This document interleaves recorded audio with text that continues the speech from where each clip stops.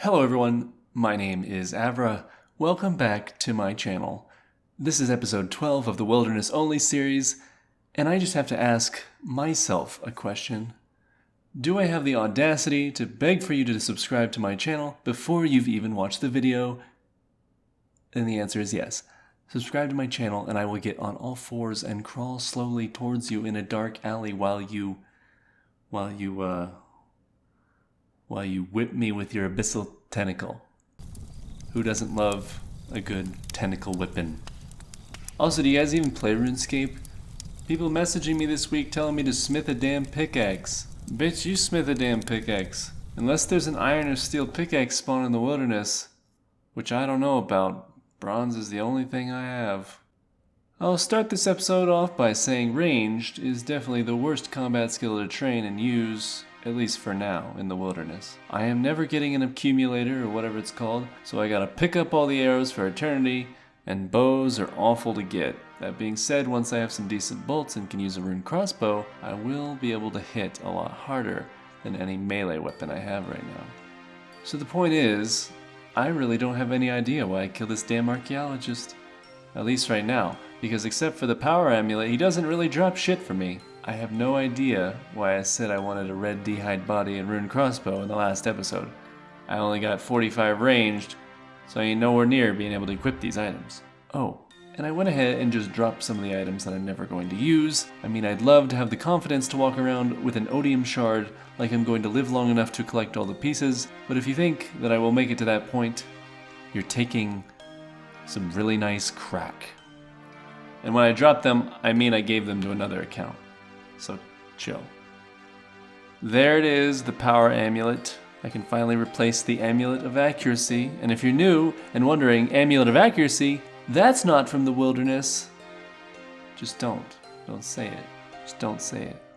Okay, I'm finishing up a few more kills on the crazy archaeologist. I once again missed the recording of him dropping the rune crossbows, but whatever. I was also thinking that the crazy archaeologist should probably be just called the shitty archaeologist, because he's clearly not doing anything archaeological. Take a look, it's in a book, a reading rainbow. Bruh. Jesus, I take that back, he's fitting to excavate my ass. But you know what I was wondering? I noticed when I'm watching my videos back, because I'm pretentious as fuck, that sometimes I always reference the fact that this is a dangerous series and that I could die at any moment. But I never die. I'm always telling you guys how dangerous the series is. I'm always telling you guys, oh, I got a cool new weapon, I'll bet I'll die soon. But the funny part is I never die. So you should type in the comments if you are genuinely disappointed at the end of every episode when you find out that I am in fact still alive and I never die, even though I constantly reference the fact that I can. I remember all the other wilderness accounts that I talked to, they said they died all the time. They died at the major arena, they died trying to get food, they died trying to do Slayer, and I'm over here like, ooh, dangerous series, boys. I bet those guys hate me. Shit. A long bone. Yeah, that's pretty fitting for that kill. Anyway, here's the loot from all the kills. I dropped the mud runes to make room in my inventory so I don't have them anymore. They are mostly worthless anyway. Some of the biggest surprises from the shitty archaeologist was 42 rune arrows from the rare drop table, which is like 1 in 2,000 chance. So if those rune arrows were pet, I would have gotten it. Oh, and hopefully I'll be able to use the silver ore for something. I dropped stuff I won't be able to utilize too, like cannonballs and onyx bolt tips. Another genie lamp, boys and girls, and now I am literally 8 XP away from being able to unlock a whole new skill. Imagine a game where anytime you want to get something out of your backpack, you need to off yourself. That's Ultimate Iron Man mode. This is my looting bag at the moment. If I get 5 crafting, then I will be pulling out the gold bars and the silver ore, and using the jewelry molds to begin training some crafting. Anyway, how about a quick montage of some of the other levels I gained regarding methods you probably know well from my past videos.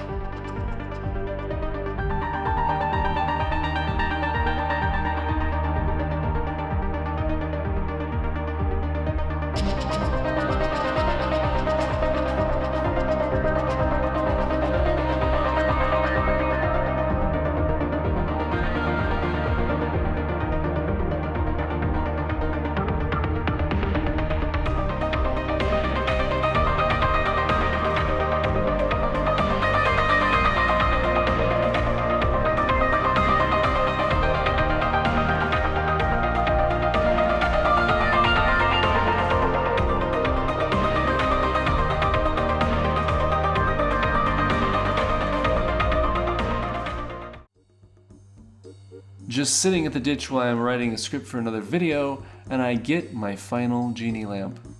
This is actually the biggest milestone on the account in a weird way. This will unlock being able to make games necklaces, which will allow me to teleport to the wilderness by way of the Corporal Beast cave. Right outside the cave is the graveyard, which has multiple plank spawns too, so I'll be able to start training construction. Hence why I kept all those iron nails.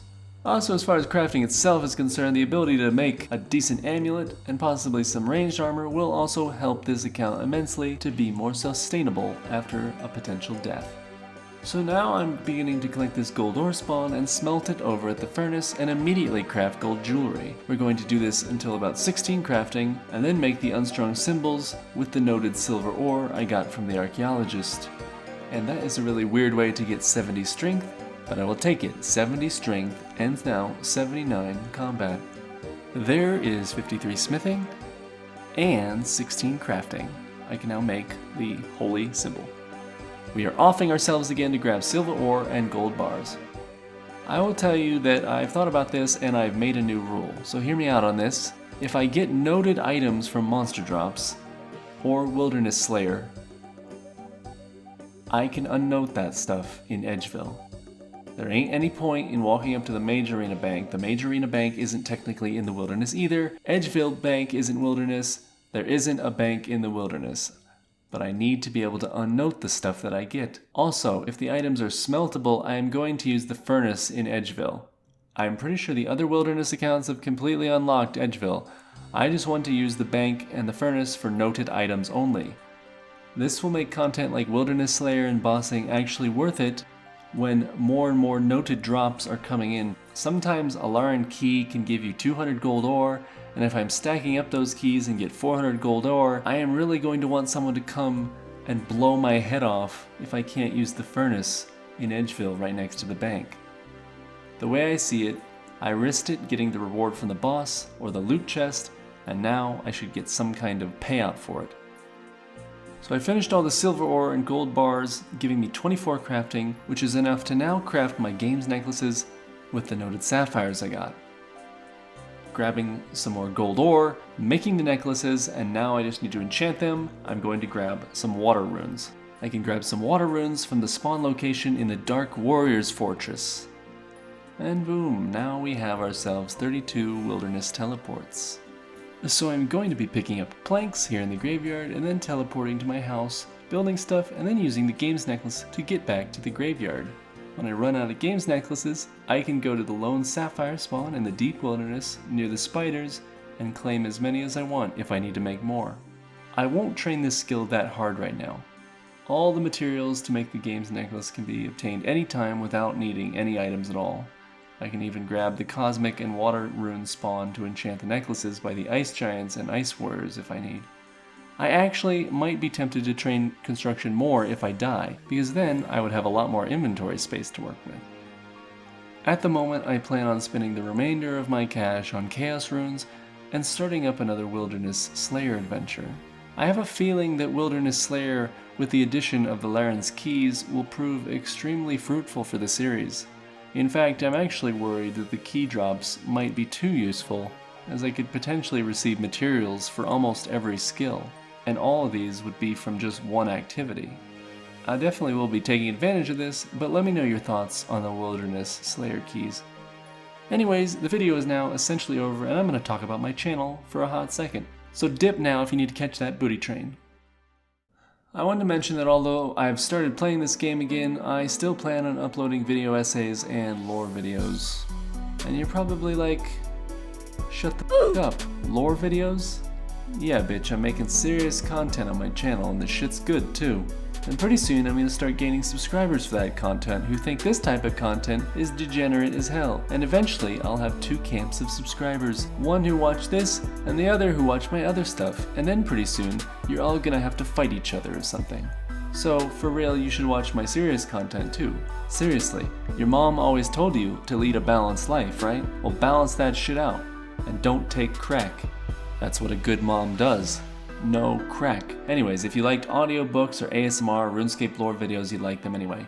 It would be a nice change of pace because in these videos, my content puts you to sleep And in those videos, my voice will put you to sleep. And if you're falling asleep to my videos, that is a win for me, because when you watch the whole damn video, I get paid that bread like a real gangster. Anyways, keep eating ass and I'll keep splitting them wigs, boy.